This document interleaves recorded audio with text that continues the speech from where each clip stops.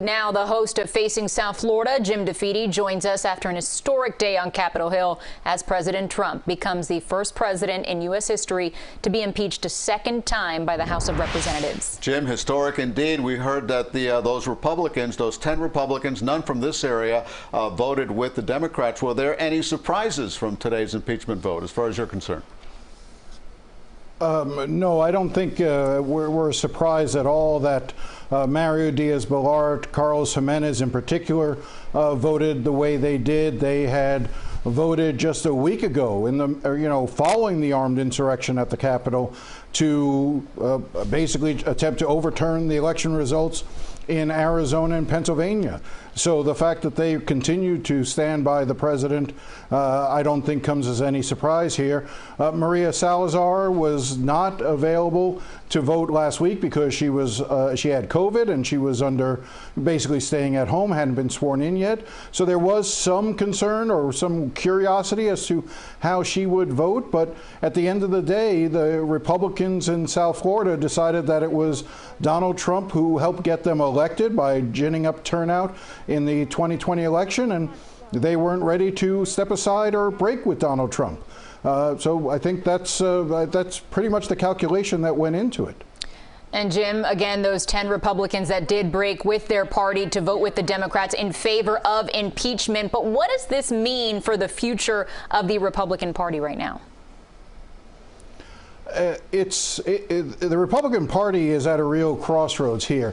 And let's just take a step back for a second. I mean, when you realize it, think about it. This vote took place inside what amounts to a crime scene.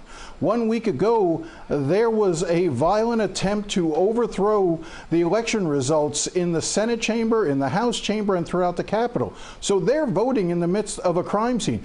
The other point that Natalie Brand touched on it, there are troops inside the Capitol.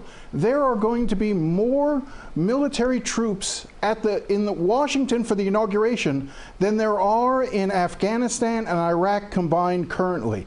That's the situation we're under.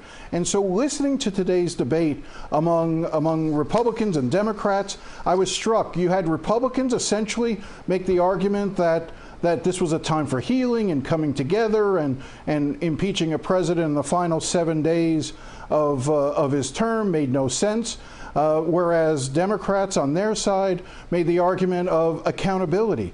You know, how do you hold someone accountable, even if it is inside 7 days? Is that not worth sending a clear message? And I do want to just read one thing. Kevin McCarthy, the minority leader, said the most amazing thing. The president bears responsibility for Wednesday's attack on the Capitol. So even Kevin McCarthy now acknowledges that it was the president who bears responsibility for the attack, yet still voted not to impeach.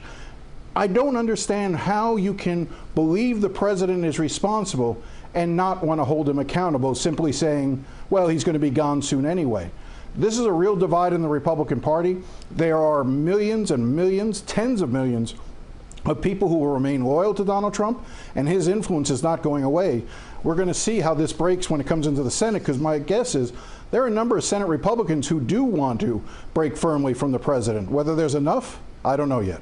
A few have already said so, and the ball is now, you're right, in the Senate's court. We'll see what happens. Jim, thank you very much for joining us.